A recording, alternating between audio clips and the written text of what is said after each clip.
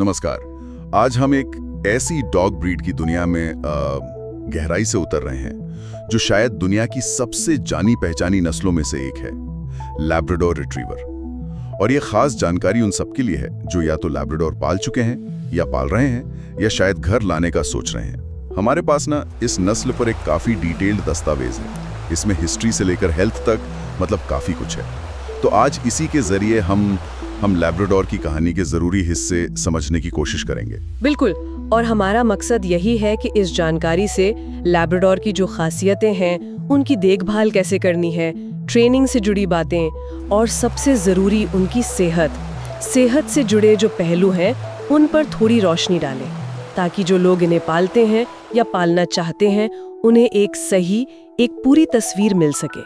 सही कहा। आखिर ये उत्तरी अमेरिका की सबसे पॉपुलर नस्ल क्यों बनी, मतलब क्या खास है इनमें? चलिए पता लगाते हैं। तो शुरुआत करते हैं इनके इतिहास से, इनके नाम से।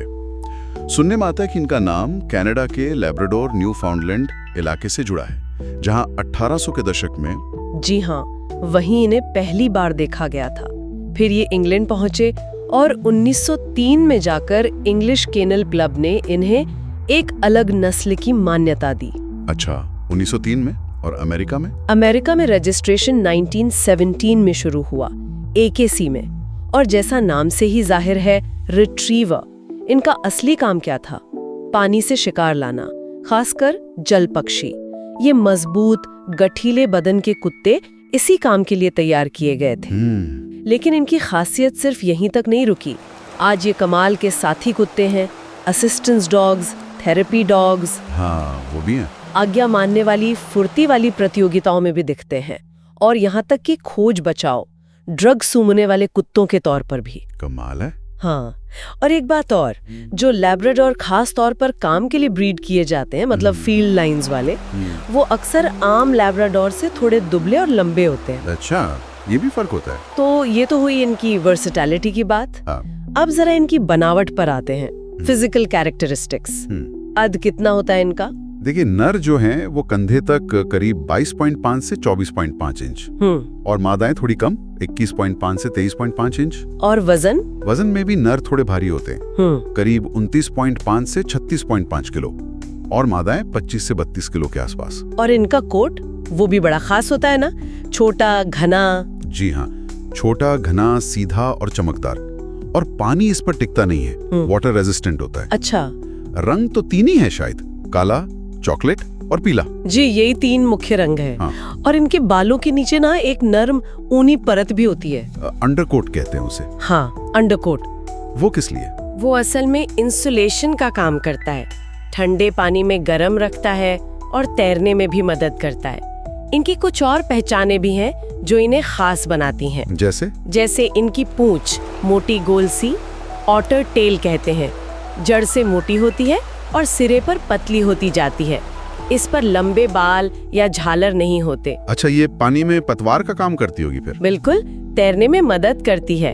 फिर इनका सिर देखिए, चौड़ा होता है, जबड़े मजबूत, लेकिन मुंह बड़ा नरम होता है, सॉफ्ट माउथ, ताकि शिकार को बिना दबाए, बिना नुकसान पहुंचाए उठा सकें।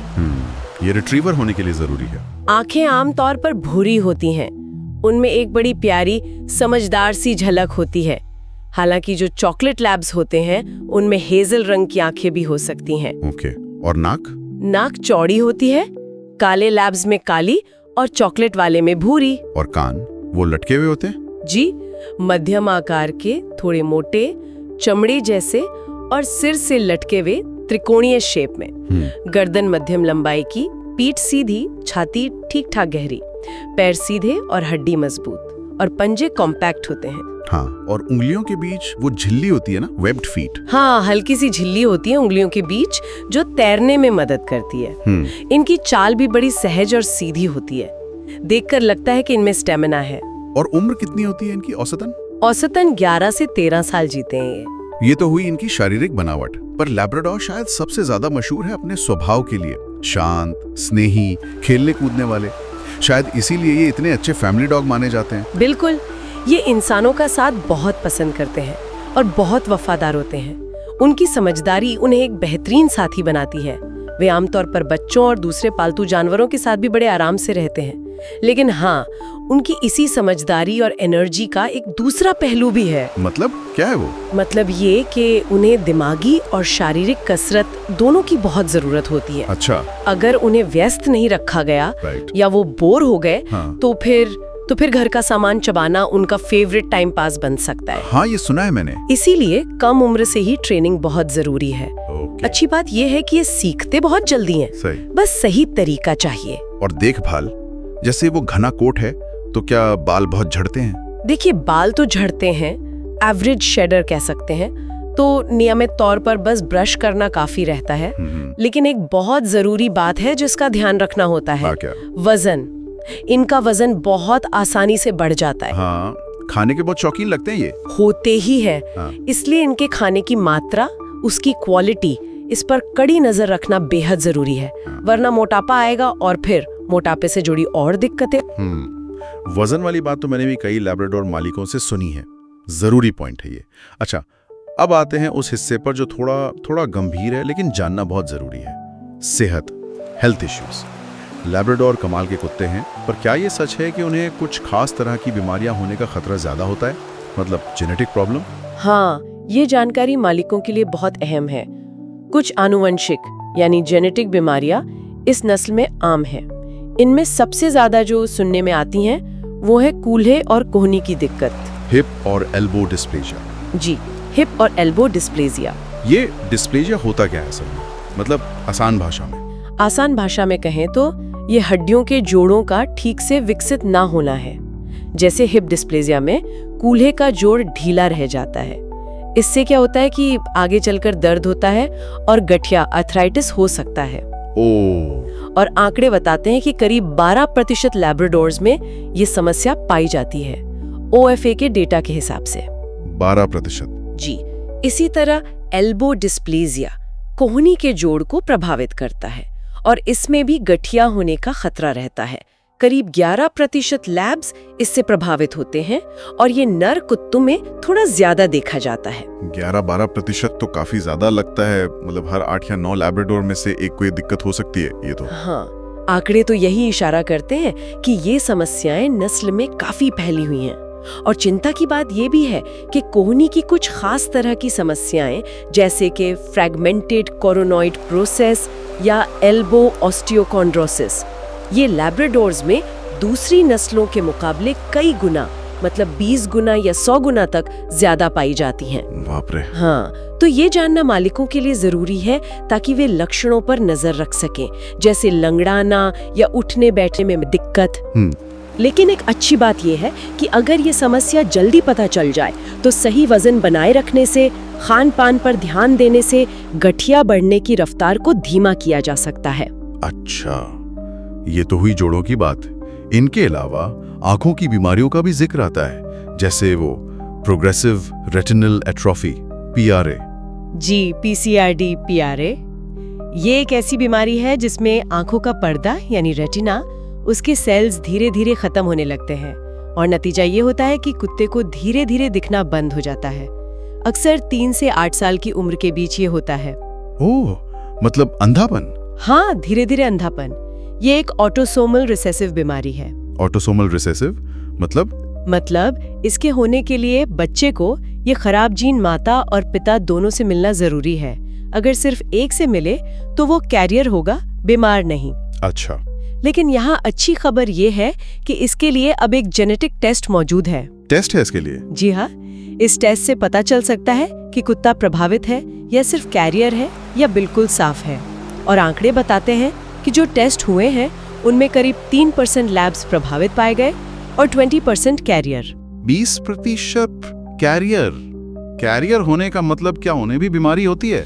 नहीं, कैरियर कुत्तों में खुद बीमारी के लक्षण नहीं होते, लेकिन वो जीन अपनी अगली पीढ़ी में पास कर सकते हैं। इसीलिए ब्रीडिंग के लिहाज से ये जानकारी बहुत महत्वपूर्ण है।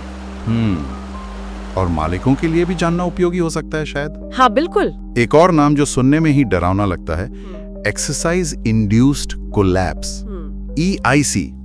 ये क्या बोला है? ये वाकई एक गंभीर स्थिति हो सकती है। EIC भी एक ऑटोसोमल रिसेसिव बीमारी है। इसमें होता ये है कि कुत्ता जब तेज कसरत करता है या बहुत ज्यादा एक्साइटेड हो जाता है तो सिर्फ 5 से 15 मिनट बाद ही अचानक कमजोर पड़ जाता है। उसके पिछले पैर लड़खड़ाने लगते हैं और कुछ मामलों में वो बेहोश होकर गिर भी सकता है, कोलैप्स कर जाता है। सिर्फ 5-15 मिनट में? जी, और साथ में बॉडी टेम्परेचर खतरनाक स्तर तक बढ़ सकता है, हाइपरथर्मिया। ये अक्सर तब सामने आता है जब कुत्ते जवान होते हैं और ट्रेनिंग वगैरह शुरू करते हैं, लगभग 12 महीने की उम्र के आसपास। बाप रे, ये तो कभी भी हो सकता है फिर, तेज खेलने कूदने पर? हाँ, तेज एक्टिविटी या बहुत ज्यादा उत्तेजना के दौरान हो सकता है। राहत की बात यह है कि ज्यादातर कुत्ते 10 से 30 मिनट आराम करने के बाद ठीक हो जाते हैं, लेकिन अटैक के दौरान स्थिति गंभीर हो सकती है। और इसके लिए भी टेस्ट हैं? हाँ, इसके लिए भी जेनेटिक टेस्ट उपलब्ध है। और चिंता की बात यह है कि टेस्ट से पता चला है कि लगभग 3% लैब्राडोर इससे प्रभावित है और 30% से भी ज्यादा कैरियर हैं। 30% से ज्यादा कैरियर, ये तो बहुत बड़ा नंबर है। हाँ, ये वाहकों की बहुत बड़ी संख्या है। ये दिखाता है कि ये जीन नस्ल में काफी फैला हुआ है।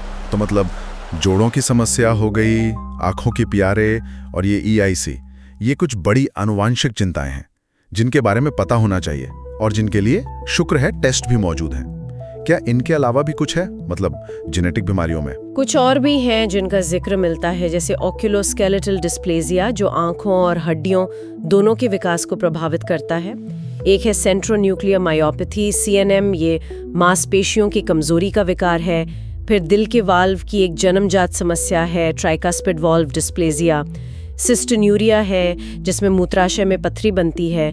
नार्कोलेप्सी भी है। इनमें से कई के लिए जेनेटिक टेस्ट मौजूद हैं। लेकिन देखिए, हर मालिक को इन सब की लिस्ट रटने की जरूरत नहीं है। मुख्य बात ये समझना है कि हाँ, कुछ जेनेटिक जोखिम इस नस्ल से जुड़े हैं। ठीक है, ये तो हुई जेनेटिक बीमारियां जिनके जीन माँ बाप से आते हैं। क्या कुछ और आम स्वास्थ्य समस्याएं भी हैं जो लैब्राडोर्स में ज्यादा देखने को मिलती हैं, मतलब जेनेटिक नहीं पर आम हो? हाँ, कुछ और चीजें हैं जिनके प्रति लैब्राडोर्स ज्यादा संवेदनशील होते हैं, मतलब उनमें होने की संभावना ज्यादा होती है। एलर्जी काफी आम है, एलर्जिक डोमेटाइटिस, स्किन एलर्जी। जी, चाहे वो खाने से हो या माहौल की चीजों से, जैसे धूल, मिट्टी, परागकण। इससे त्वचा में खुजली होती है, रैशेस हो जाते हैं या वो हॉटस्पॉट्स बन जाते हैं, लाल लाल। हाँ, देखे मैंने। इसके अलावा हाइपोथायरॉयडिज्म, मतलब थायराइड ग्रंथि का कम काम करना। अच्छा, थायराइड की प्रॉब्लम। जी, ये भी इनमें निस्बतन आम है। इससे वजन बढ़ना, सुस्ती, बालों का झड़ना जैसे लक्षण आ सकते हैं। और लिस्ट लंबी है क्या? थोड़ी और है, जैसे मिर्गी के दौरे पड़ना। एक डेनिश स्टडी में करीब 3.1% लैब्स में ये पाया गया। हाँ। आंखों में मोतियाबिंद होना, कैटरैक्ट्स। CRF ने जो जांचें की उनमें 2.64% लैब्स में मिला, और ये कम उम्र में भी हो सकता है। घुटने का लिगामेंट फटना, ACL टियर, ये भी इनमें ज्यादा होता है। जोड़ों में कार्टिलेज की समस्या, OCD यानी ऑस्टियोकॉन्ड्राइटिस डेसिकेंस। लिवर की कुछ बीमारियां हैं जैसे क्रोनिक हेपेटाइटिस या कॉपर वाली हेपेटाइटिस। और बुढ़ापे में गले की नसें कमजोर पड़ना, लैरिंजियल पैरालिसिस, जिससे सांस लेने में घरघराहट और दिक्कत होती है। तो हाँ, ये कुछ और समस्याएं हैं जो लैब्राडोर्स में दूसरी नस्लों की तुलना में ज्यादा देखी जा सकती हैं। बाप रे, लिस्ट तो वाकई लंबी है। मतलब ये सब सुनकर तो कोई भी थोड़ा घबरा सकता है जो लैब्राडोर घर लाने की सोच रहा हो।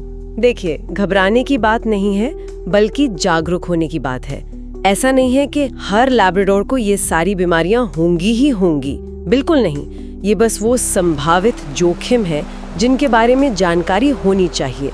जैसे हम अपनी सेहत के बारे में जानते हैं कि हमें किस चीज का खतरा ज्यादा हो सकता है, वैसे ही अपने पालतू जानवर की नस्ल से जुड़े जोखिमों को जानना, ये हमें उनकी बेहतर देखभाल करने में मदद करता है। बस। तो इन सब बातों का निचोड़ क्या निकालें? एक तरफ उनका इतना प्यारा स्वभाव, उनकी समझदारी, दोस्ती, और दूसरी तरफ सेहत से जुड़ी ये सारी चिंताएं। निचोड़ यही है कि लैब्राडोर वाकई में शानदार साथी होते हैं, इसमें कोई शक नहीं। मिलनसार, सीखने को तैयार और बहुत वर्सेटाइल। लेकिन उनके मालिक होने की जिम्मेदारी भी है, ये समझना होगा। उनकी एनर्जी बहुत ज्यादा होती है, दिमागी कसरत भी चाहिए। ये जरूरतें पूरी करनी होंगी, नहीं तो वो परेशान होकर कुछ गड़बड़ कर सकते हैं। हाँ, वो चबाने वाली बात। जी, उनके वजन पर कड़ी नजर रखनी होगी, बहुत जरूरी है ये। और सबसे जरूरी, उनकी सेहत के जो संभावित जोखिम है, जो जेनेटिक हो या दूसरे, उनको जानना होगा। उनसे अनजान नहीं रहना है। तो अगर कोई लैब्राडोर पिल्ला लेने की सोच रहा है तो उन्हें क्या करना चाहिए? सबसे जरूरी कदम क्या है? सबसे अहम कदम है एक जिम्मेदार, एक रेप्यूटेबल ब्रीडर ढूंढना। एक अच्छा ब्रीडर सिर्फ पिल्लों की शक्ल, सूरत या रंग पर ध्यान नहीं देगा, वो उनके माँ बाप की सेहत की जांच भी करवाएगा। हेल्थ स्क्रीनिंग जिसे कहते हैं। जी, हेल्थ स्क्रीनिंग, जैसे कूल्हे और कोहनी के लिए OFA या वैसे ही किसी संस्था के स्कोर, आंखों की CERF जांच, और जिन बीमारियों के लिए जेनेटिक टेस्ट उपलब्ध है, जैसे हमने बात की PRA, EIC, CNM, वो टेस्ट्स भी करवाएगा। और ये जानकारी आपको ब्रीडर से मांगनी चाहिए, ये आपका हक है। और ये जेनेटिक टेस्ट की जानकारी, ये क्या सिर्फ ब्रीडर के लिए जरूरी है या हम जैसे आम मालिकों के लिए भी फायदेमंद है? नहीं, ये मालिकों के लिए भी बहुत फायदेमंद हो सकती है, बहुत ज्यादा। सोचिए, अगर आपको पता है कि आपके कुत्ते में किसी बीमारी का जीन है, भले ही वो सिर्फ कैरियर हो, तो आप उसके लक्षणों के प्रति ज्यादा सतर्क रह सकते हैं, है ना? हाँ बिल्कुल। आप अपने वेटरिनेरियन से उस बारे में खास तौर पर बात कर सकते हैं और शायद कुछ सावधानियां भी बरत सकें। तो ये जानकारी आपको अपने कुत्ते की सेहत को बेहतर ढंग से समझने और संभालने में मदद करती है। सही कहा, जानकारी ही बचाव है एक तरह से। तो ये थी लैब्राडोर रिट्रीवर नस्ल पर हमारी गहरी पड़ताल, जो हमें मिले दस्तावेजों पर आधारित थी। हमारा मकसद था इस प्यारे और पॉपुलर साथी की एक पूरी तस्वीर पेश करना, उनकी अच्छाइयों के साथ साथ उनकी ज़रूरतों और संभावित चुनौतियों को भी सामने रखना।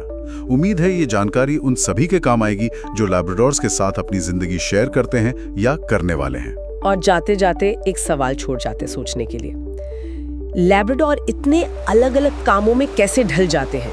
मतलब शिकार में मदद करने वाले गन डॉग से लेकर एक शांत थेरेपी डॉग बनने तक का सफर। क्या ये सिर्फ उनकी तेज बुद्धि और सीखने की काबिलियत है, या फिर ये इंसानों के साथ काम करने और उन्हें खुश करने की उनकी अंदरूनी इच्छा शक्ति है? शायद दोनों का ही हाथ है। पर ये सोचना दिलचस्प है कि उनकी इस कमाल की अडैप्टेबिलिटी का असली राज क्या है।